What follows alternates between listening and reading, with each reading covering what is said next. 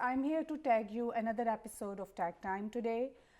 Aristotle has said that we all have a persona, which is a social mask we wear wherever we go. I think with that idea, all the theater and film industry was created. In olden times, it was a very big art of teaching people and society by performing theatrical activities. Today, I am honored to have a guest with us who has created a very different form of art, and his movie with that artistic experience is going to go for Buffalo Film Festival. I'm honored to have with me Mr. Arvind Narel, and along with him is Vidyaji. So I would like Mr. Arvind ji to explain us about what is the meaning of VILOMA, the name of your movie, because it's very different, very unique. So can you please light on it? Yes, the correct expression, the correct pronunciation of the word is Vilom. It is a Sanskrit word. The meaning of Vilom is opposites. Generally speaking, the meaning is opposites, but it can apply, it can mean contradiction, difference, but basically in opposite directions. That's Vilom. Here, people pronounce it as Viloma because last A is always pronounced here, but actual pronunciation is Vilom. So basically, it's a Sanskrit word. Sanskrit word, the original Sanskrit. How would you translate it in English? Just as I said, it is basically opposites. Opposites. Yeah. Okay. So I'm really very big fan of Indian philosophy, and when we as outsiders see the 5 very fundamental things, then we appreciate a lot. And what I have read and learned through it is that life is based on contradiction, and every contradiction has its fullness in it, and that fullness brings good and bads either way, and there is a way of learning through that. So the art you have discussed in movie is very similar to that philosophy. So can you please lighten it a little bit more, that what was your journey towards it, and how you conceived the idea to share this with the world? During one of my trips to India, I used to go to India almost every second year since I came to Canada. I came across a book in a small bookshop that was titled as Ramakrishna Kavyam. This book contains 32 shlokas. Shlokas means 2 lines in Sanskrit. And the beauty of these shlokas, each of these shlokas is such that if you read these Sanskrit lines normally from left to right, both lines, it conveys glorification of Lord Rama. While if you read the same 2 lines in the opposite way, it conveys glorification of Lord Krishna. When I saw this book, I couldn't believe my eyes. Sold very cheap because people didn't value the beauty of this literary work. And then I started pondering in my mind, if somebody can compose a work that can convey one meaning read in one way and the opposite different reading completely when read in different way, is it possible that we can compose the same way in visual art as against in literary form? And since this idea triggered in my mind, it took a lot of years, close to about 7 or 8 or 10 years, to develop this gradually and bring it to perfection. In about the year 2006, I felt quite comfortable about the way I had perfected this art. And then we started making a movie on this art. That took about last 7 years period. So there is always a journey behind every brilliant work which comes out. So would you like to show us a couple of pieces as you have done with your beginning of sketching and all that, because you were showing me that you have some pieces with you which was your initial conception of the idea of having having seen the work from one side to another side and having it described the same way differently. and meaningfully. So, do you have those pieces with you? Yes, I would like to show you some examples. Let me start with this one though, that this art has two sides, straight side, and when it's reversed, opposite side. Both sides are meaningful. Both sides are proportionate. Both sides are done properly so that it doesn't look distorted images at all. These two sides may reflect contradictory ideas like war and peace, love and hate, and so on, or it may sometimes reflect complementary sides, like the same side two times.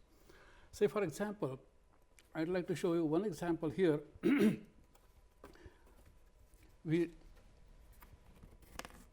This one here, it shows a concert scene, two musicians playing, playing on stage.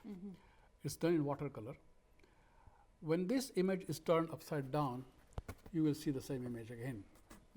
So it says life is full of contradiction as well as it's full of consistency at the same time. Sometimes we expect things what happen, and it does happen that way. Sometimes we expect something, but it doesn't happen. So it's full of surprise also. So in this scene, in the second scene that I'm going to show you, is a Kashmiri lady walking in the mountain scene, so to say, carrying a basket in her hand. It is done in pencil sketch on a textured paper. But when this scene is held upside down, it's a honeymoon scene. So it is showing two ideas. One is old age and the other is youth. So there are two contradictory ideas here. Similarly, then there's a life is full of surprise also at the same time. For example, this scene shows a man standing on the stage. Nothing special about it, just a simple person standing on a stage in white gown. If you think the same image is rotated, you will see two magicians shaking hands with each other. A completely different scene that you had never expected that you will see this kind of thing. This portrays life too, like we don't expect what. And I have a few more examples like that, which I will show you as we go along. Sure. So basically, as far as I could understand, it's a very philosophical thought that sometimes things come across us and they have very different meanings. And when we see them with another perception, then they have another meaning, but that does not mean that they lost their meaningfulness. They can be different, but they still have their meanings. Yes. So, and we all live in a contradictory world at the same time. World is based on contradiction, khair or shar, achai or burai, din or raat, mard or aurat. These are all the and in the end of the day, they have individual values, and at the same time, they have contrast values. So we are living in a world of contradiction. So now my question towards you is, you have engaged your Toronto-based artists along with your back home Indian artists with that.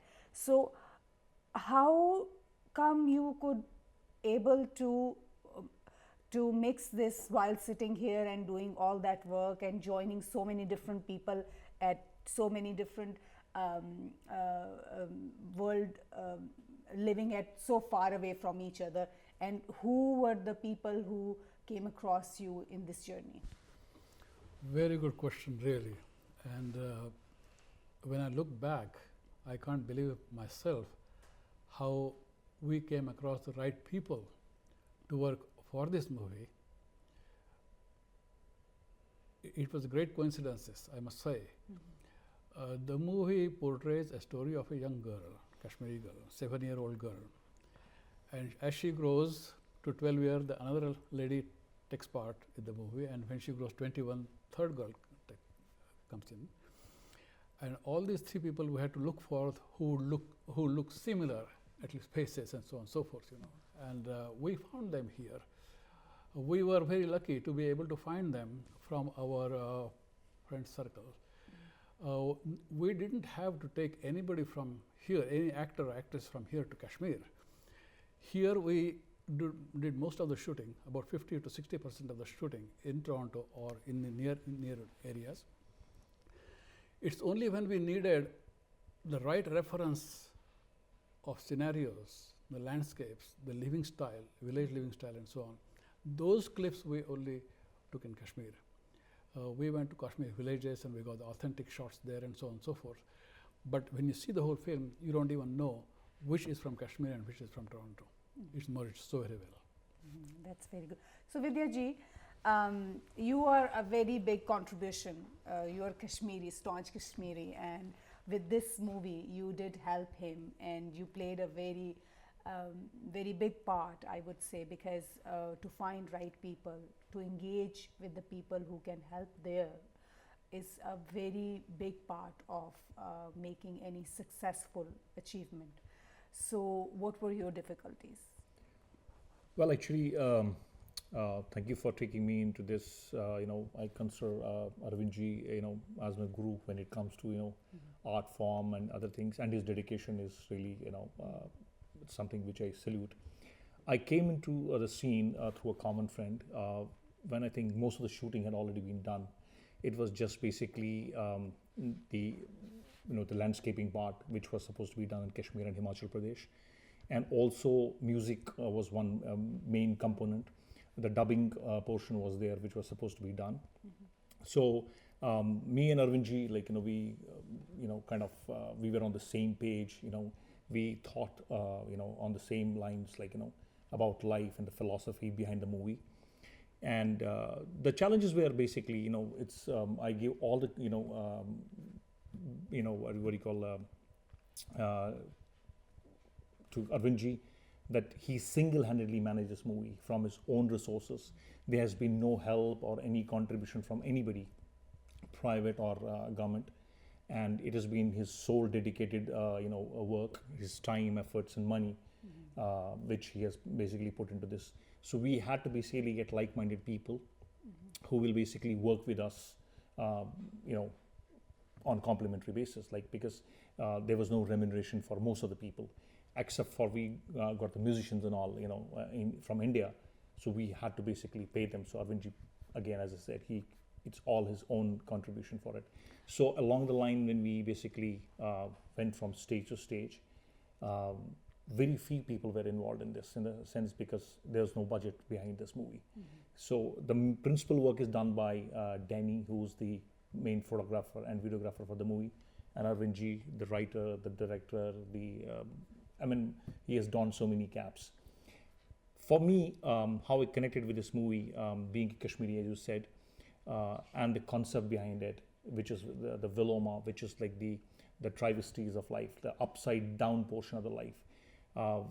Being a Kashmiri, I was born in Kashmir, and we were displaced due to a Holocaust in 1990, and I could connect with this.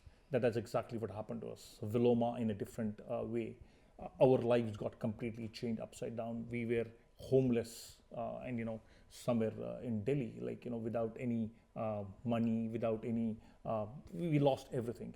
So that was my journey with Arvindji, and being a movie on the backdrop of Kashmir, and of course the art form. I've been myself associated with movies, theater, and I write also. So that's been my journey with Arvindji, and I really appreciate Arvindji's dedication towards this work, and I wish him all the best. We all wish him very good luck for this movie, because this idea is very strong, and not only strong, It's unique. It's unique, and we all relate to it. The beauty for this is that the more realistic the picture is, the more people relate to it. True. And the more people can relate to it, the more sense it makes to life. So now my question towards you, Vidyaji, not Vidyaji, Arvindji, sorry. Arvindji, would you like to explain me that what are your expectations when you are dedicated towards certain projects? You have certain expectations coming out of it. So it is going to Buffalo Film Festival, and still yet it's a very new idea, and it has its own challenges. So what are your hopes and expectations? Some of the things are very obvious, I think. Whether children look at this film, whether youngsters look at this film, whether adults look at this film or whether professionals look at this film, there is a magic in every art piece here as against what you see in a steady art form. There is a surprise, there is an element of surprise. So every time an image rotates around itself, you see a magically new impression. And that's what I think the contribution to of this film is, that this is not a steady, static art, it's a dynamic art. It invokes emotions, it creates magic and giggles. I think that this aspect should hypnotize youngsters, creative minds, and they should take this as the stepping stone and develop this thing into a beautiful tree. Sure, sure. Viewers, I think that our thinking process is freshened by new ideas. This form of art which he's expressing, introducing to us, I really would like you guys to go and see it so that you can have an idea that difference and contradiction, how tremendously beautifully it is part of our lives, but we can acknowledge it when we pay attention towards it. With little changes, we change the society, we change the system, we change the whole scenario of this world. So I would like to ask you a question about the music. We have talked about Kashmiri music. So regarding art, when you're talking about art and Kashmir and all that, so what were your expectations about the music and how they met, and did they met, and what is your journey with that? As I said to you earlier, this movie has been a series of good coincidences. When it comes to music, we had to have a Kashmiri music because the film has a base of Kashmir. And I didn't think it would be possible, because how a single individual like me can ever connect to somebody, musician in Kashmir, correspondence with him, tell them the whole story and expect to get a complete musical piece from them. And as I was thinking, Lord blessed me even there. I just mentioned this thing to Vidyaji once, and he has been so kind to connect me to the famous Kashmir musicians, Mr. Dalip Languji. I would never even have dreamt to be able to get in touch with such a personality in Kashmir. And after a few correspondence, Dalip ji was very happy to want to compose music for us, and he did it so very well, no flaws, no more problem with correspondence or anything like that, and beautiful piece of music he gave us, for which we are very happy about it. Kashmiri music has always been beautiful. It was beautifully expressed in Bollywood movies always. And Vidyaji, here I will ask you a question. Do you think that it still has that, after all what has happened to Kashmir, still the art of music is as beautiful and traditionally done as it was years and years back? Absolutely. Now, see what has happened after the migration of the minority community in Kashmir. Music, literature, and other thing has really been looked after well. And even in Kashmir now, a lot of programming is done. There have been some art groups, there have been some bands. Pragash is a very famous girl band which came up in Kashmir for the first time. And because of the awareness, because of the media and other things, there's a lot of talent in Kashmir, which always was, but due to whatever reasons, it was not allowed to basically, develop and, go to the next level. So in last 10-15 years, because of so much of media attention, so much of airtime available, there have been a lot of good works done in Kashmir. And as Arvindji mentioned, Dilipji has basically come a long way from being, a musician in Kashmir to a musician who is basically now giving music to the Bollywood films as well. So I wish all those artists back in my hometown Kashmir all the best, and I hope to see better works coming up from that beautiful land called Kashmir. Thank you very much. Thanks. I would like to thank my guests, Mr. Arvindji and Mr. Vidyaji, we had a very thoughtful talk with you tonight. I'm sure that you had a very tiring journey behind this, and you have struggled for this. I hope that this will work and people will conceive and understand it, because art is appreciated when it is understood the way the person who has conceived it is understood by the people who he want to convey his message. Thank you very much, Haleema, for giving us the chance to come here and share our thoughts with you. Thank you very much. Thank you, Haleema ji. With these words, I would like you to go and see, and we will meet next time. You take care.